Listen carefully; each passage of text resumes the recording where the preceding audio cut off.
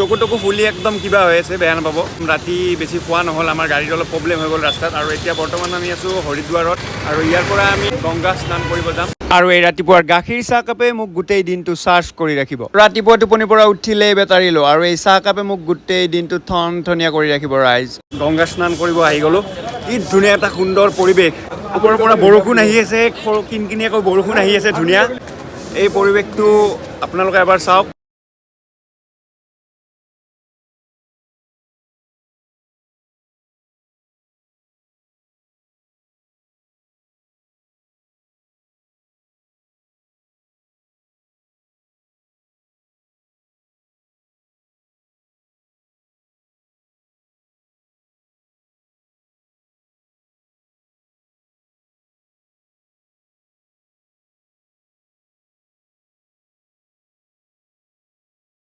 অকণমান আগতে বৰষুণ দি আছিল, আৰু এতিয়া মানে ইমান ৰ'দ দিছে, তাৰমানে বিৰাট ৰ'দ। আৰু তো ৱেডাৰটো চেঞ্জ হৈ আছে।